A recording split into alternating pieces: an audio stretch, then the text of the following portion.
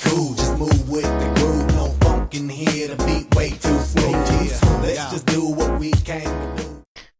Yo bitches, this is Super Pook. I don't know why I have to say that every time because it's in the intro and I need to stop because I sound like I'm an idiot and I need to remind myself who I am in every video. So, introductions of a lame way aside, this is a new series called CoD Psychology. It's just an occasional series. CoD Psychology, if you haven't heard the term, it's psychology with no actual basis in scientific study, no kind of academic basis. Essentially, it means psychology that's a load of old bollocks. CoD Psychology. And what I've done is I made a pun, or play on words. Do you see? CoD. So today I'm going to talk about arguing. I want to talk about basically I'm going to use the series to talk about aspects of human behaviour in relation to gaming, Twitter, YouTube, that kind of shiz. That was one for the Björk fans. I hope you enjoyed it, or didn't enjoy it and blocked me forever and YOLO, moving on. Sorry, I'm laying on the floor recording this commentary, so if it sounds a bit weird, it's because I'm a bit weird. Being on Twitch and YouTube, the main type of argument I see is the pointless fucking waste of my time argument. So you have two people with different opinions. These are opinions. These are arguments about something that is entirely subjective. So something that so not objective, not where you can say, this is the fact, and somebody says, no, this is the fact, and then you have an argument and you can prove which is the correct fact, what's true and what's false, what's right and what's wrong. These are arguments about opinions. So someone will say, I love the new studio map, oh, it makes me feel young again, I love the dinosaur peeking his head out, and it's awesome fun, and the gameplay on it is immense. And then someone else will say, anyone who likes the new studio map is a fucking retard and should climb back up into their mums for JJ. That kind of a thing. So, those two people see each other's tweets, instantly hate each other, and they might start an argument. If they're people who don't really know each other that well, they'll probably end up unfollowing and blocking and might get their other small penised friends to join in the fight and gang up on the other person who doesn't agree with them, and those type of arguments never end well. What people don't seem to realise is that the answer is usually somewhere in the middle. Unless you both come to that kind of middle ground, it's not going to get anywhere. It's like, I used to work in a women's centre where women would come in if they, for various reasons, but also if they'd been in horrible cases of domestic abuse, they'd come in seeking advice and refuge, and they'd get passed on to women's refuges and get support and free legal advice and this kind of thing. And some of these women, they'd been completely isolated by their partner. Some of them couldn't even speak English. This was the only place they could go to.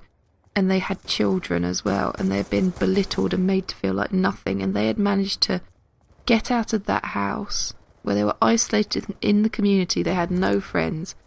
Bring their children and have the bravery to start an entirely new life with no work skills and nothing.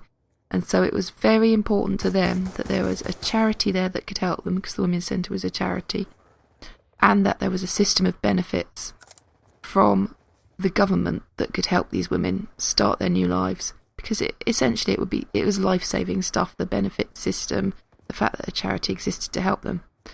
But if you took someone who was, say, a staunch Tory, who really, really staunch, kind of right-wing, who felt that benefits were a complete waste of space and used terms like benefit scroungers all the time, and you show them a place like that, their opinion would modify. Even the staunchest right-wing person would realise that benefits can occasionally be a life-saving thing.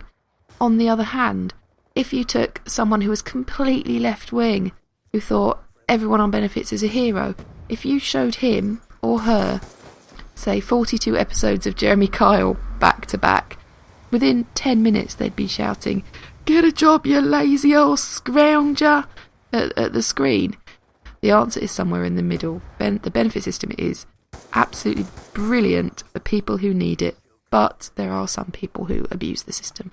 So, that kind of argument, where you've got two subjective opinions, if they're extremely opposite opinions to each other, it's rarely going to be productive. because people have a strong kind of emotional attachment to their opinions. They're not going to let go easily. What you really need is someone who has that middle opinion, someone who doesn't feel strongly either way, to kind of intervene and say, hey guys, let's all be friends. So subjective opinions, talking about how One Direction are awesome or One Direction are a big bag of retching shit. And objective opinions, talk about something that you could say is fact, but is open to interpretation quite often. You know, those are the two kind of arguments you get. And usually with both, the answer lies somewhere in the middle. And what you have to recognise if you're having an argument about something subjective, about an opinion, is it's not going to change. So, it's not going to change anything. You're not going to change the other person's mind, most likely. You're just, essentially, it's just like standing on a hill and shouting. So, why do people argue? Well, hopefully this won't make a lot of people unfollow and block me on Twitter and hate me forever. I think there are a few different reasons why people argue. But if you're talking about really argumentative people, the people who like to argue, I think the two reasons that people like to argue are kind of really diverse. I would say the two absolutely diverse reasons why people can be argumentative, either because they're quite insecure or because they are overconfident. So if they're insecure, they feel like they have to constantly kind of reassert their dominance. They have to say, I'm boss. So they feel like if they keep shouting that this is a fact, they know everything, this is the truth, and kind of shouting at everyone, getting everyone in line, winning arguments, that's it. That's building up who they are. That's saying, I win, I beat you, I won the argument.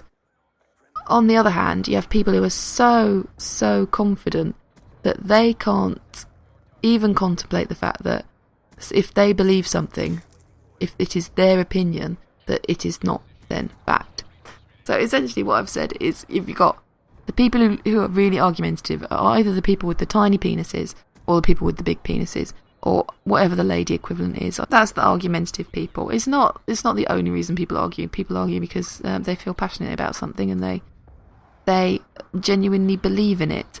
But the people who tend to start arguments over nothing, I think it's either because they're quite insecure or because they are overly confident. I think it's one of those two. But let me know what you think. That's just my CoD Psychology bullshit thoughts. And is there any point to arguing? Is my final little sort of mini topic of conversation. I think there is. A lot of the time, if you're arguing with someone who is open to modify their opinions, and if you are open to modify your opinions, then there is a really good point to arguing, because you can start to see the topic, you can start to see the issue from the other person's point of view, and you actually might learn something. I think having a difference of opinion can be a good thing if you are actually both willing to listen and to learn and to change. So there you go, that's it. That's the end. All you have to do when you're having an argument is remember the golden phrase of "in my opinion," and essentially you can say whatever the fuck you want.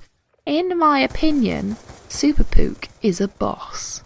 You know, yeah, see, I can make ludicrous claims like that. Let me know what you think about arguing, why people... I'd be really interested in particular to see why you think people are argumentative. What do you think makes people argumentative? Because I'm not an argumentative person at all, I'd love to know. I would really love to know, particularly if the argumentative people I know who subscribe to me on YouTube tell me what makes you argumentative. Is it because you're really, really confident in yourself and you kind of just can't believe that anyone else doesn't agree with you because you're a boss? Or is it because you have a tiny penis? Go on, put that in the comments. Let me know what you think. Next topic on CoD Psychology, I think I'm probably going to do flirting, because there's a lot of that on Twitter and on YouTube of late, mainly from me. Alright chaps, I'll see you next time. Bye. Yeah, be cool, just move with the groove. No funk in here, the beat way too smooth. Yeah, let's just do what